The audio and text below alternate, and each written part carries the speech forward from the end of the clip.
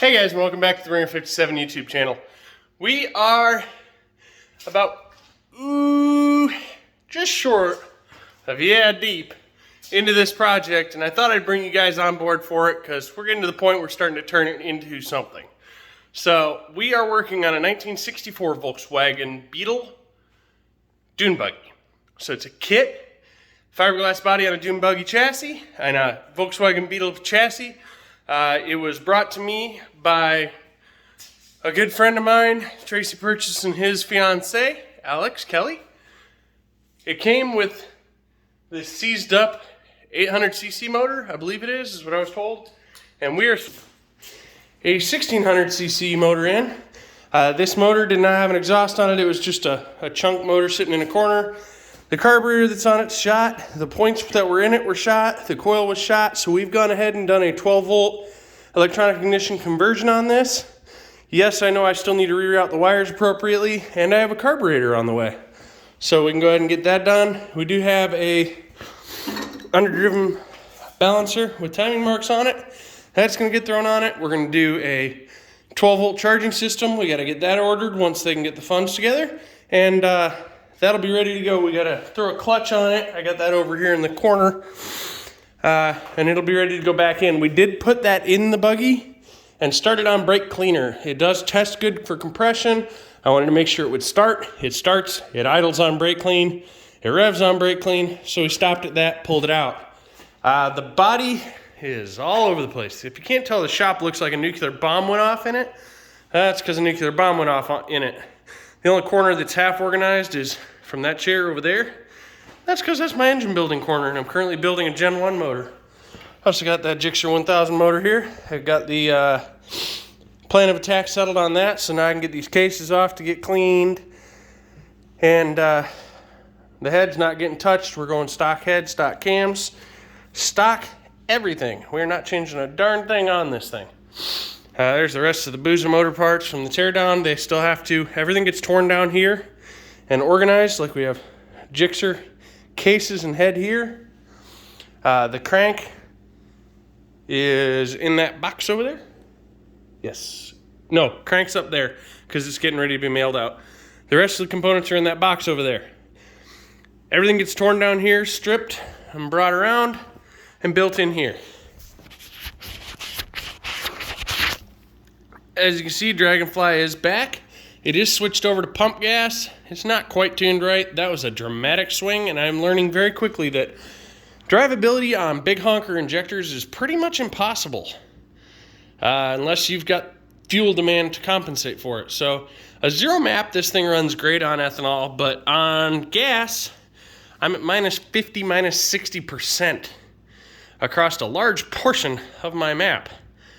And it shows. I've got roughly 8 horsepower down going to pump gas, and I only did that for the storage reasons. Injectors, fuel pumps, lines, none of that likes E85. So obviously we put some pump gas in it. I'm gonna rip the exhaust off of that. Hopefully, maybe in this video, I don't know. And it'll probably be the next video. We're gonna put that Sidewinder on it because that exhaust is going on that Busa motor.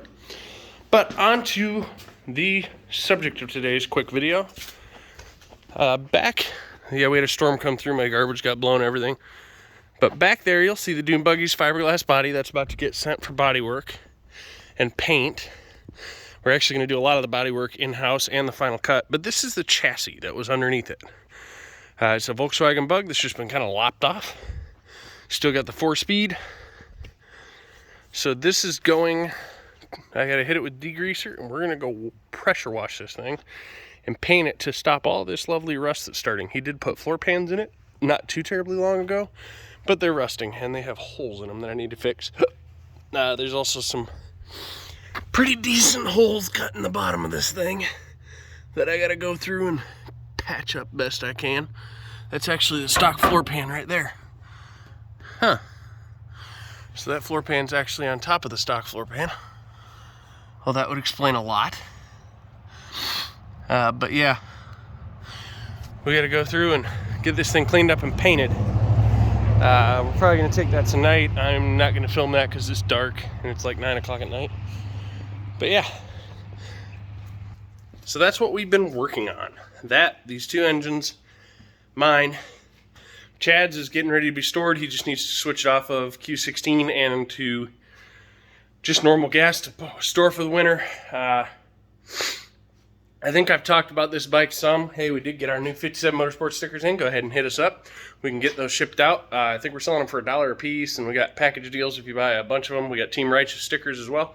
But this motor is due for a rebuild. So when I built this thing, I built it basically overnight. I slammed it together as fast as I could.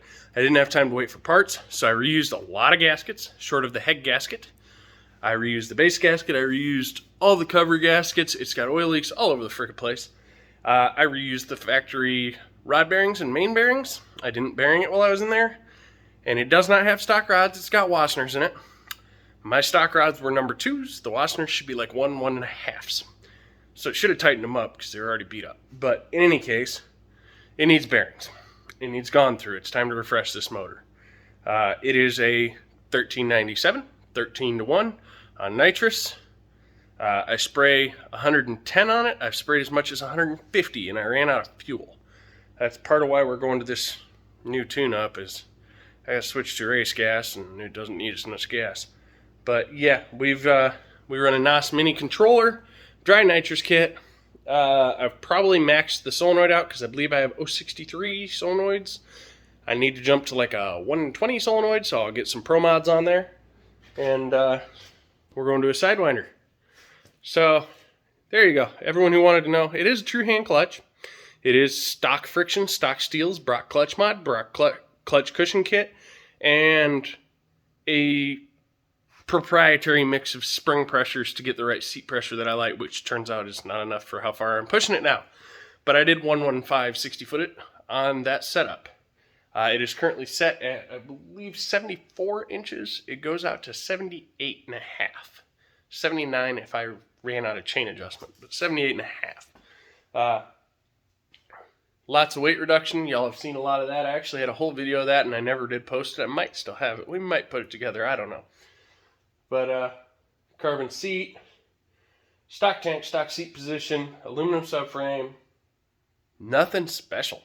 Really, when you get into it, guys, there's a lot of money here, and it's nothing special bike. It's just a little 1397. It's fairly low compression. It does have rods. It does have head studs. No head work. Gen 2 intake cam on the intake side. Gen 1 exhaust intake cam on the exhaust side.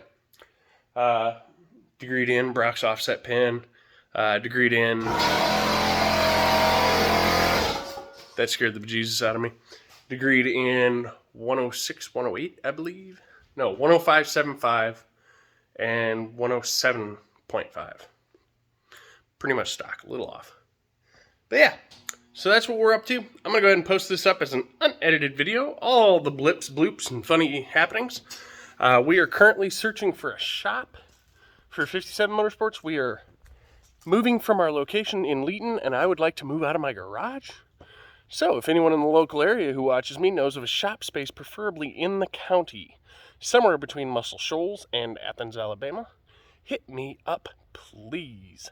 We are not looking to get deep in rent, though, because we are a very small business with a very small revenue stream. So we'd love to do a percentage system, but if that doesn't happen, we'd like to be somewhere in the $500, $600 max range. We don't need a shitload of space. We just need a decent bit of space, and we can make it work. 20 by 30, probably going to be pretty close. It's actually going to be smaller than my garage, but I can always keep my garage going. Thanks for watching, guys. Have a beautiful day. Please like and subscribe. We're almost to monetization, guys. 603, I think, subscribers right now. Later.